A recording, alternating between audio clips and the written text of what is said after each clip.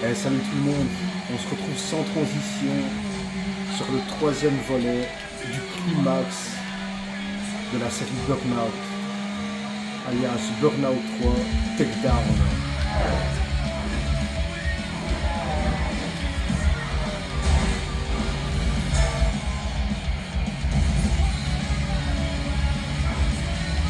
Je prends le meilleur de tout ce qui a été fait et tu le boostes au max.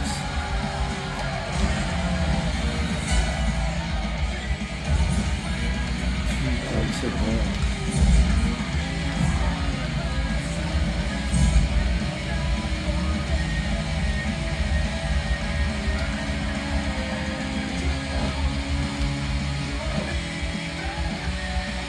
Mais ressortez-moi un épisode, putain de merde. Un épisode à l'ancienne. Regarde-moi ça comme c'est fatal. Qu'est-ce que tu veux de plus?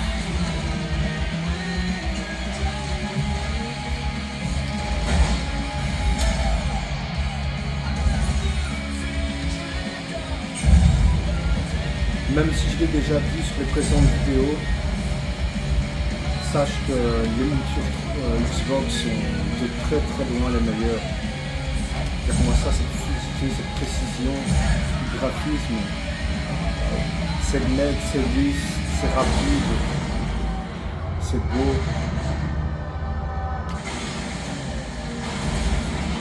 Burnout comme jamais.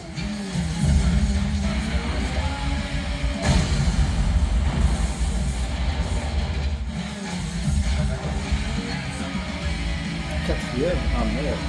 Allez, un peu de sérieux, monsieur. On passe à la première place.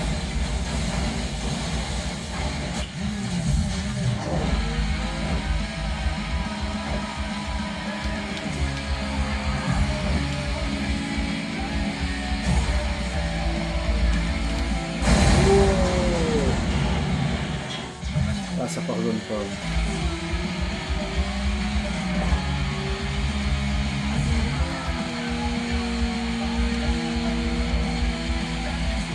Je pense que cet épisode, pour beaucoup de gens, c'est le meilleur. Hein.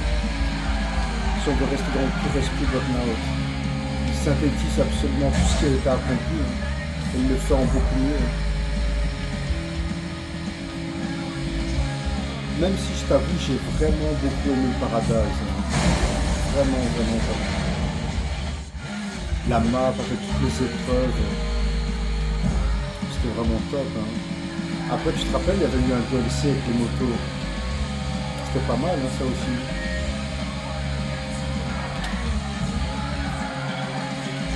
Ah, ça manque à mon Burnout. Ça manque vraiment. Heureusement qu'il nous reste ces épisodes, parce que sinon, ce serait bien triste. Ça se demandait comment ça se fait qu'il n'y a jamais eu un revival de cette série. Ça arrivera, hein, c'est certain. Ou ils vont nous sortir un remaster de la première trilogie, ou ils vont nous remaker les 3 ou feront peut-être un nouvel épisode.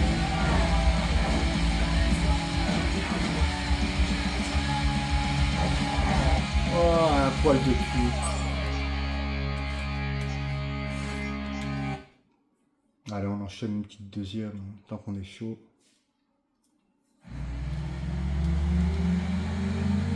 Ah, ce serait bien un nouvel épisode. Hein.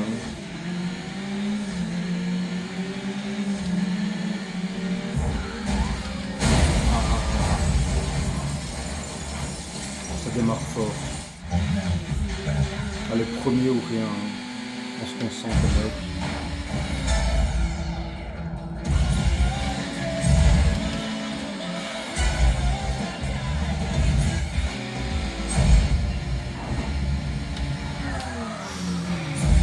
Le fait de pouvoir changer la bande son à la volée sans rentrer dans le menu, c'est bon ça aussi.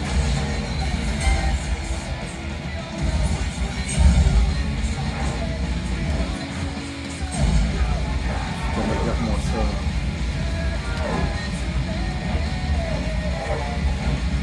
Franchement, les années 2000, c'était l'apothéose. Hein. C'était vraiment le top de ce qu'on a pu avoir. Même si oui, aujourd'hui t'as encore du bon, hein, mais je sais pas, j'ai l'impression que le niveau d'excellence il était poussé au max.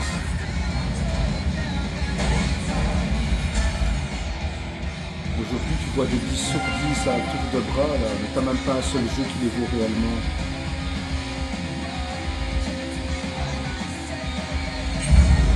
Ben, 10 sur 10, 11 sur 10 pour certaines personnes, j'ai envie de dire. Et là en ce moment, là, les gens sont tous en fantasme, là, sur clair obscur. Rien que pour ça, j'ai même pas envie d'y jouer. Rien que pour ça. Tellement tout le monde est en train de s'esclaffer dessus, ça me donne même pas envie d'essayer. Et je sais que je fais des conneries, hein, parce que le jeu doit sûrement être bon, hein, mais on est tellement habitué à ce que tout le monde s'enjaille pour rien, que finalement tu sais même plus c'est quand il y a un bon jeu ou pas.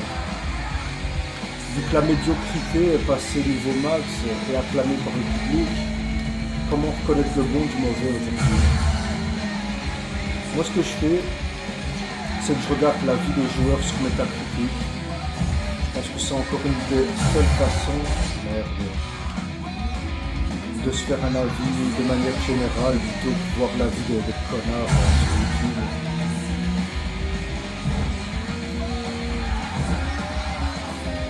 Toujours sponsorisé à coups de cadeaux, à coups de coffret collector. Tu sais bien comment ça va, hein.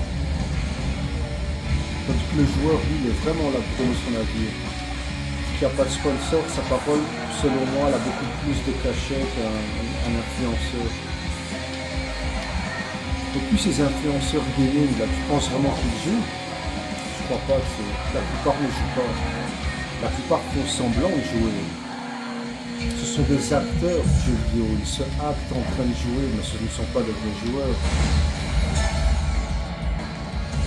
Dans la scène rétro, t'as de vrais joueurs, mais encore, tu vas les compter sur les doigts de ta main, hein. Il n'y en a pas beaucoup. Hein.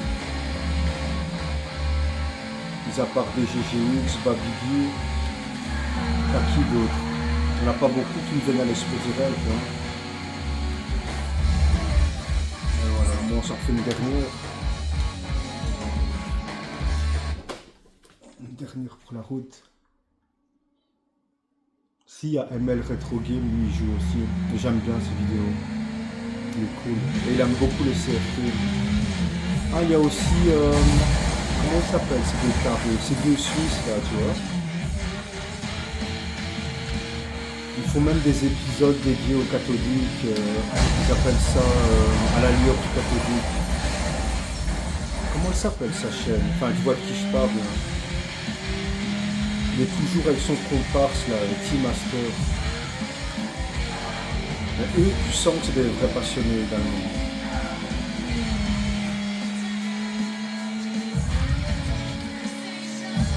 Bon, à part ça, le reste, c'est des gens qui sont là pour la maille, hein. Le YouTube game. Ce sera de pire en pire, hein, vu les sommes que ça génère. Enfin, les sommes que ça génère. À haut niveau, on s'entend bien. Hein. Je veux dire, un Julien Chiez, par exemple, ça m'étonnerait qu'il joue à ces jeux. Hein. Il va passer la plupart de son temps à préparer ses vidéos, ses scripts, plutôt que jouer. Ce que je comprends, hein, parce que c'est un travail. Hein. C'est un vrai taf. Hein. Je me demande d'ailleurs si tu as autant de plaisir une fois que ça se professionnalise autant. Moi, ça me casserait les couilles, hein. Franchement.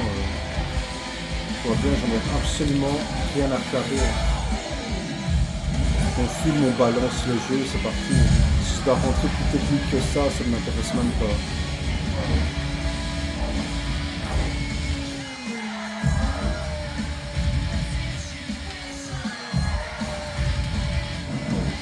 Pour en revenir à Burnout 3, tu peux constater que si c'est l'un des épisodes les plus appréciés, c'est pas pour rien. Hein.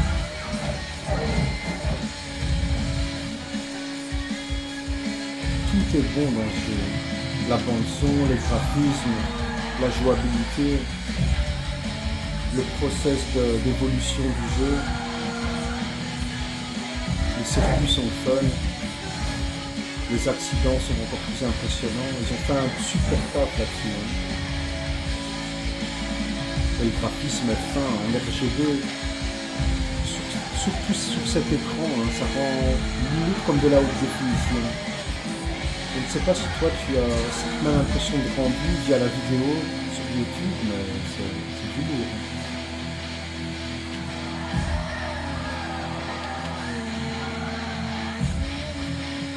Bon, en théorie, il restera encore un épisode Burnout. Je ne sais pas si on va le faire. C'est le Revenge. Et je t'avoue que je ne l'ai jamais essayé. Ou alors juste vite fait. Je pense qu'à l'époque, on était déjà tous passés à autre chose. Il y avait déjà les machines de nouvelle génération. PS3, 360, pardon, la Wii et compagnie. On s'en foutait un peu de Burnout. On avait le Paradise, on pointait le bout de son nez. On attendait Metal Gear Solid 4, GTA 4, Wipeout HD, Tekken 5 Dark Resurrection Online. Alors ça c'est les jeux que moi personnellement j'attendais lors de la PS3. Il faut savoir que la PS3, je l'ai acheté rien que pour ça, rien que pour ces titres là. Parce que Tekken 5, bah à ce moment-là c'était une exclu Sony. Le Dark Resurrection Online a été le premier Tekken à donner le droit à la communauté enfin s'affronter sur internet. Les joueurs européens, américains, japonais. Wipeout, bah, toujours une exclusivité Sony encore aujourd'hui, même si la licence a disparu. Metal Gear Solid 4, ben encore maintenant, là, elle est restée exclue à la PS3. Il n'a jamais été ressorti ailleurs, même sur PS4.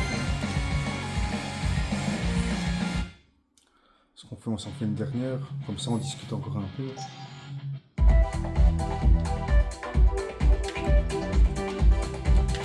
Ok.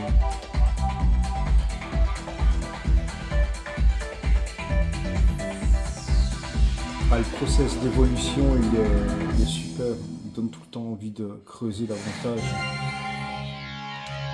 À force de débloquer des épreuves, de nouvelles catégories de véhicules. Moi j'étais plus de cette école-là que Need for Speed par exemple. Need for Speed des anciens j'aimais bien, mais les épisodes Underground et tout, ça m'a jamais vraiment parlé.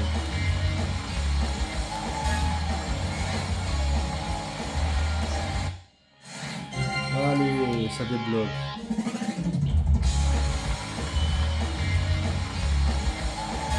J'étais plus F-Zero GX par exemple à cette période. Wipeout, Fusion. Ouais, cet épisode il n'est pas tout à fait apprécié, mais il faut savoir qu'il est super bon. Même si la DA n'a rien à voir avec la trilogie originelle, il est super bon le Wipeout Fusion sur PS2. Je vous le conseille à tous d'ailleurs.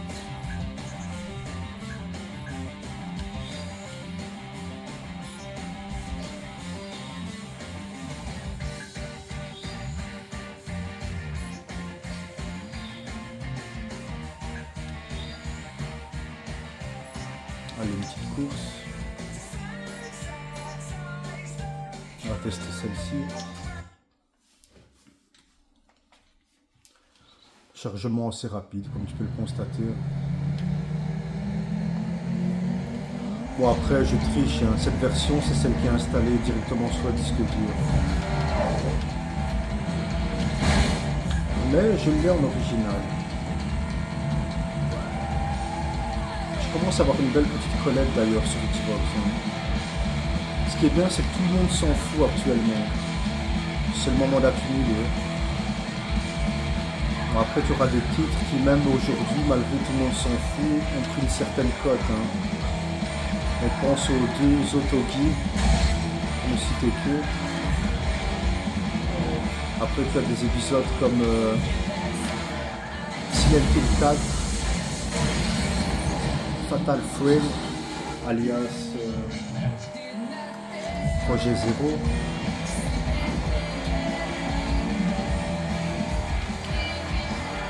Le Hot Run commence à côté tout doucement. Ah, ils sont excellents les Hot Run 2. Je dis les parce qu'il y en a deux. Tu as l'original et tu as le Coast to Coast. Et le tout premier original, le Outrun 2, te permet de jouer au circuit de Scud Race. Ça c'est pas mal. Et Daytona aussi je pense, Daytona 2, si je dis pas de bêtises.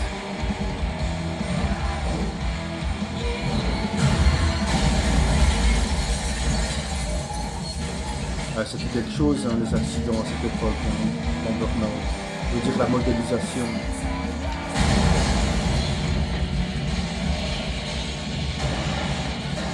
Par exemple, je me souviens qu'à cette époque-là, tout le monde gueulait pour la physique de Gran Turismo, qui n'était pas du tout représentative de ce qui se faisait ailleurs. Je veux dire, tu pouvais t'enchaîner des crashs à longueur de journée, tes véhicules ne bougeaient pas. Et ça a été longuement reproché à Gran Turismo. Et je pense que même encore aujourd'hui, hein, les véhicules ne s'abîment pas, hein, ou légèrement. Hein. Contrairement à Forza par exemple, qui poussait quand même le réalisme un peu plus loin à ce niveau-là.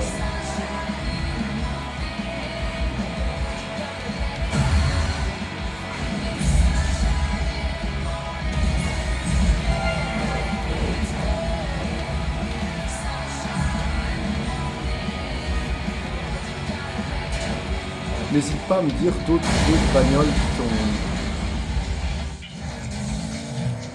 tu as apprécié à l'époque. Après, je parle des accidents dans le Gran Turismo où les véhicules n'emmagasinent pas les dégâts, mais ça reste une valeur sûre. Hein. GT3, GT4 sur PS2, c'est de la bombe. Hein. Récemment, je me suis chopé une édition américaine de Gran Turismo 3. Parce qu'à l'époque, il faut savoir que les versions PAL n'ont pas été optimisées du tout. Hein.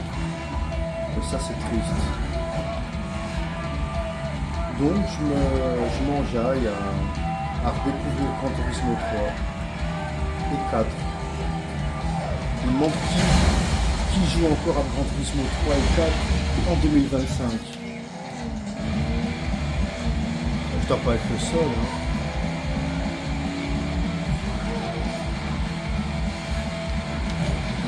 Et crois-moi, ces titres n'ont pas vieilli. Hein. Si tu joues dans les bonnes conditions, bonne télé, bon câble, vidéo, c'est juste sublime. Quel travail qui a été effectué à l'époque. Polyphonie digitale, pardon. Ils étaient quand même à l'avant-garde des jeux de bagnole. Hein.